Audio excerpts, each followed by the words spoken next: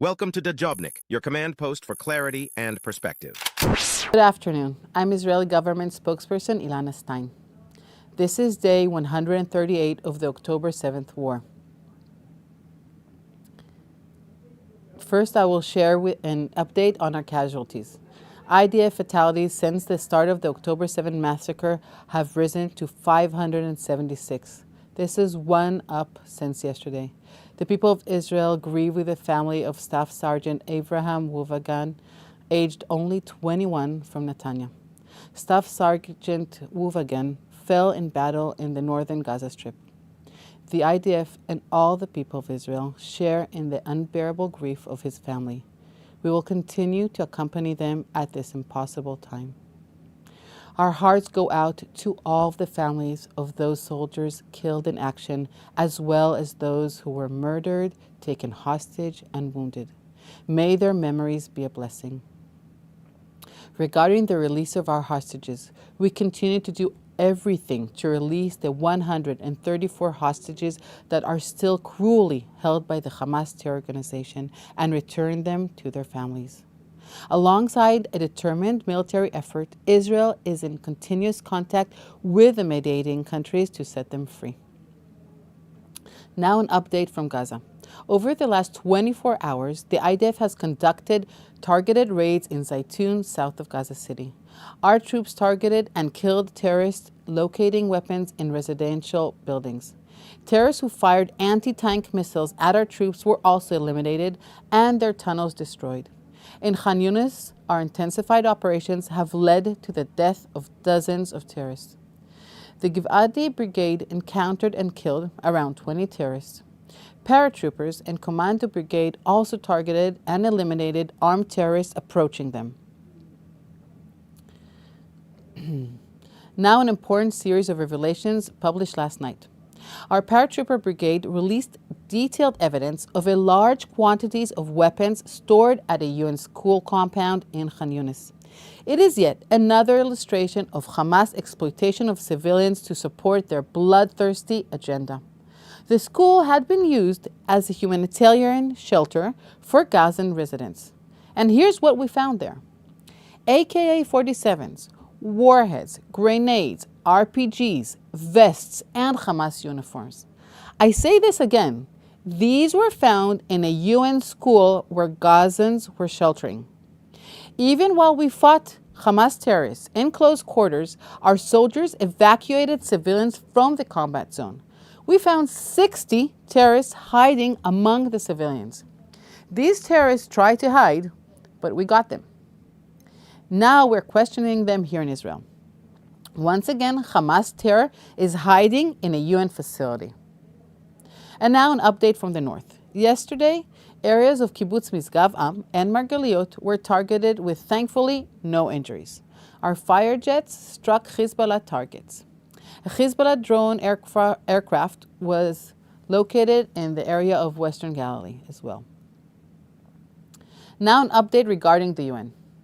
Israel is grateful for the United States for its veto of the Algerian drafted UN resolution yesterday.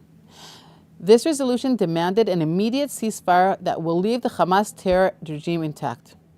As the Prime Minister said, there is considerable pressure on Israel at home and abroad to stop the war before we achieve all of our goals, including a deal at any price to free the hostages.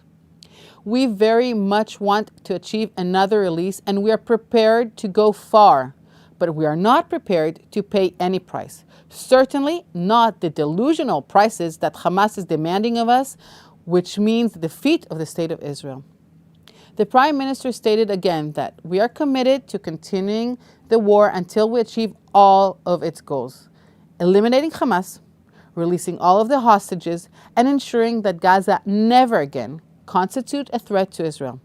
There is no pressure, none, that can change this. I want to remind you that the founding charter of the UN calls for the peaceful settlement of international disputes with the principle of justice and international law.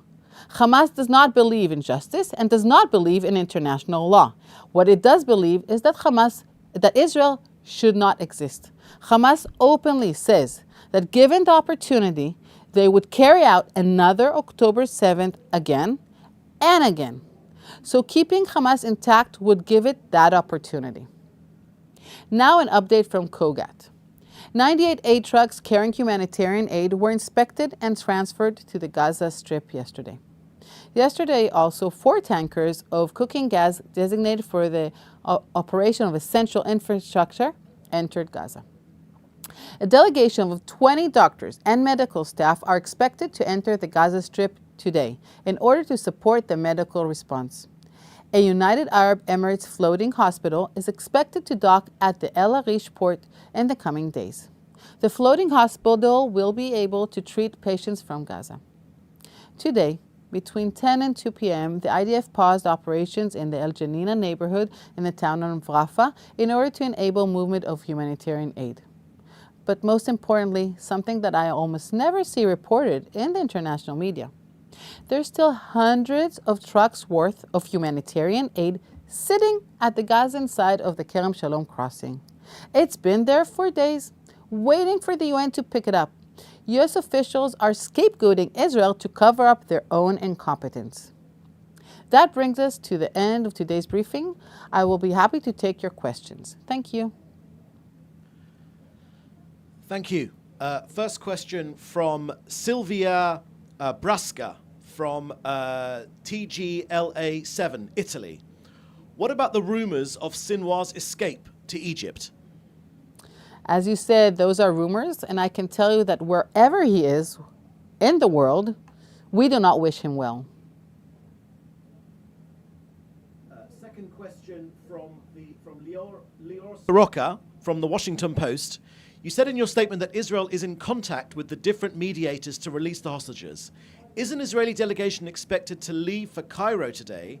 And will Israeli representatives attend the meeting in Paris regarding the expected deal? I can't go into the details of these issues. So you'll have to just wait and see what happens. What you do know is that we're doing everything in our power in whatever way we can to bring back the hostages, whether through these meetings and whether it's in other ways.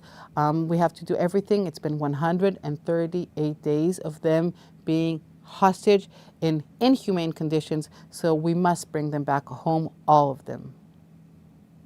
Thank you. That was the last question. Thank you very much. We'll see you in the next briefing. Thanks for watching. Don't forget to like, share, and hit subscribe to stay updated with our latest content.